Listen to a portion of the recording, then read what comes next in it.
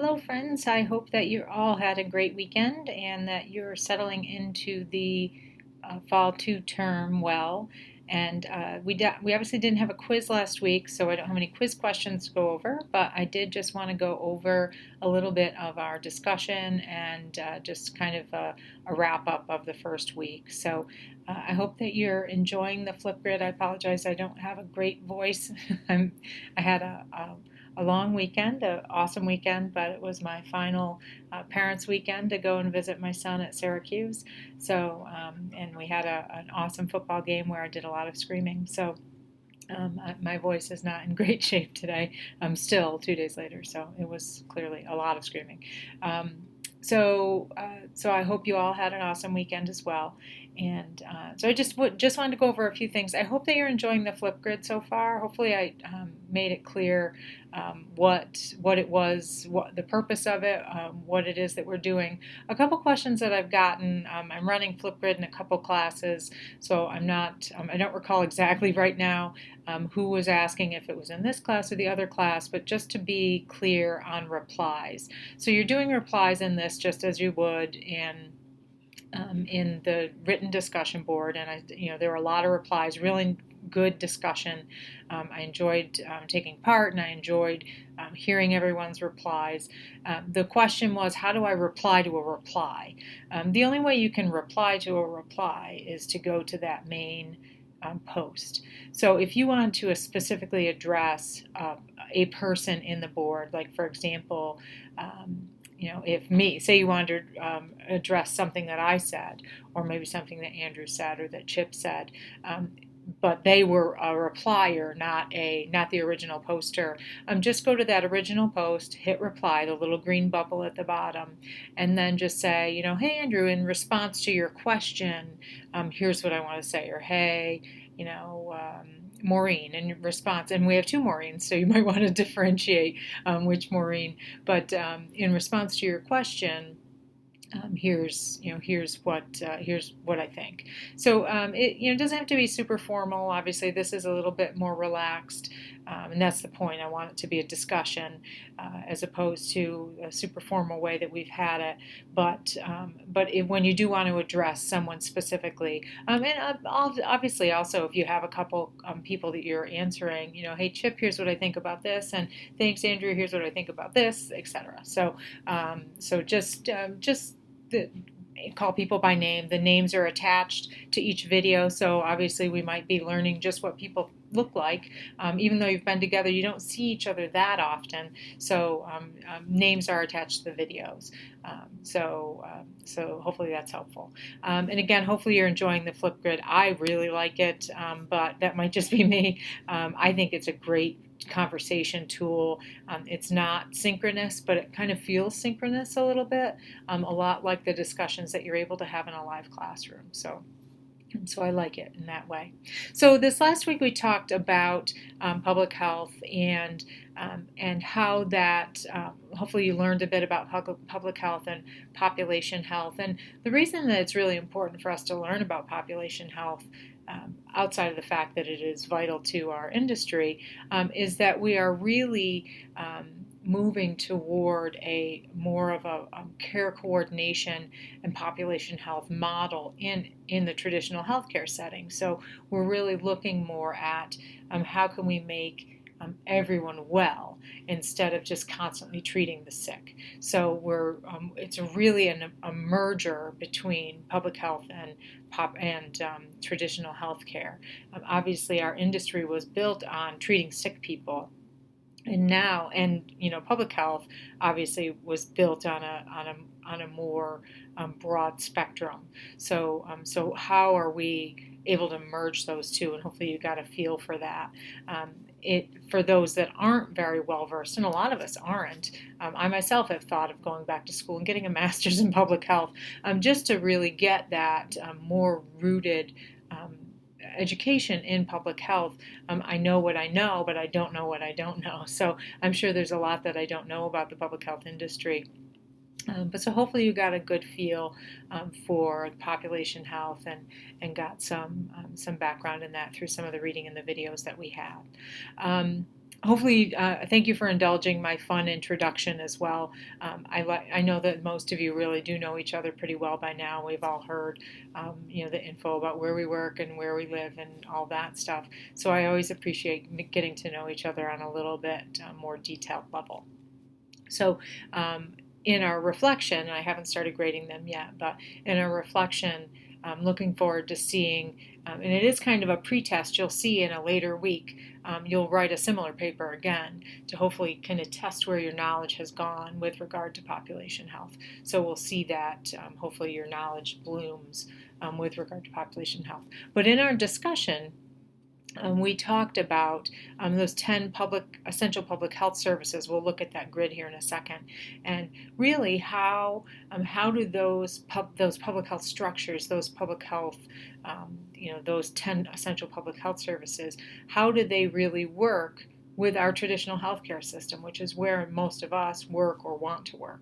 So, how do those work? And then also, like Healthy People 2020, we think about we're going to take a look at things like community health assessments.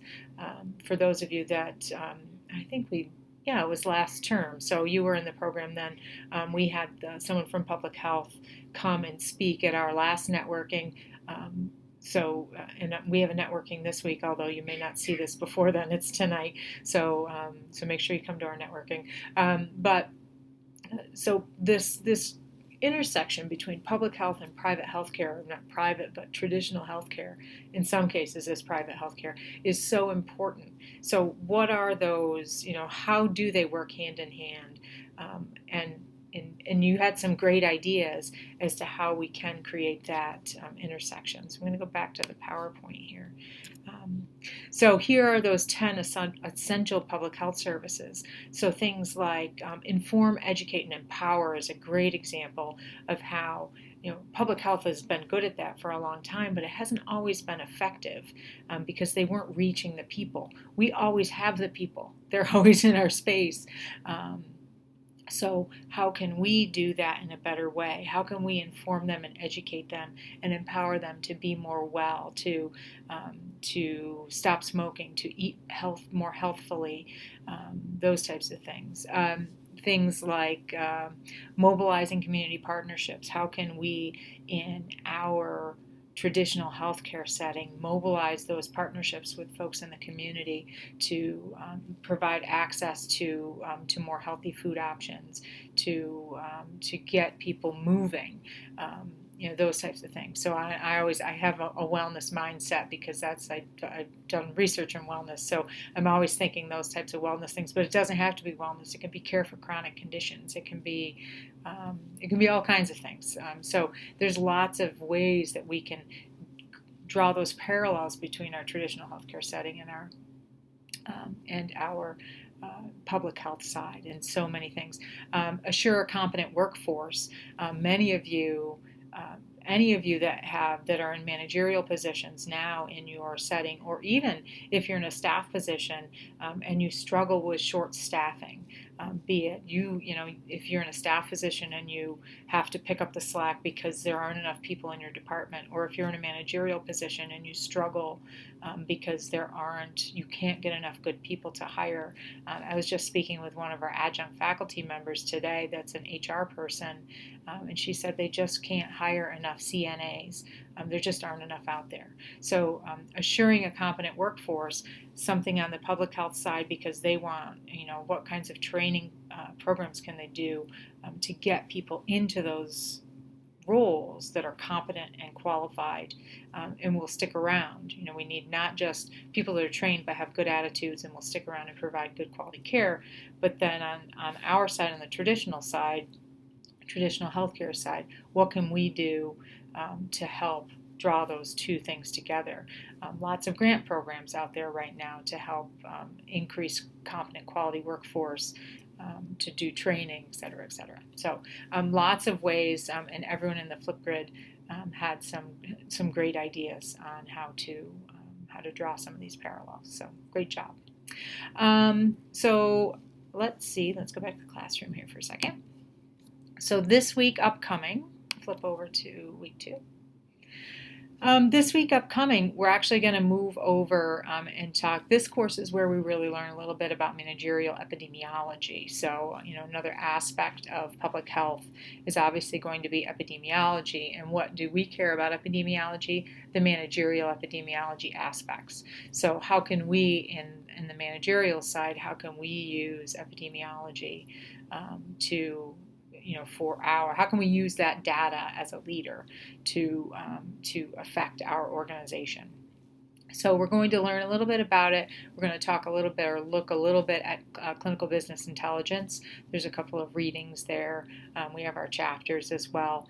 Obviously, we have our Flipgrid this week where we're going to be looking at a case study in the textbook. And then what I want you to do is answer one of the 4 questions. You don't have to answer all 4.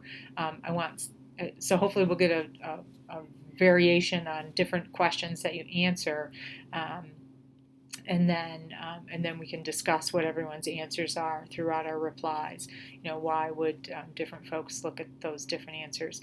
And then we do have a written assignment this week, which there are some data points that we will be looking at from the PH Partners website. And hopefully I got to put that link in here because it disappeared out of the assignment. So I'll be adding the link above to the PH Partners website, and so we can you'll be able to pull that data and choose a data set and look at where you might be able to make improvements, etc. So it's an interesting assignment, and it's completely up to you which data set you choose. But being able to dig into that epidemiological data and determine what might be helpful. So any questions, please let me know. I'll put that data set. I'm glad I dug in here. So I knew that link disappeared. That's the bad part about Turnitin assignments. So I'll put that up here in the outline section. That's where I'll put that link. And any questions, please just let me know. Thanks.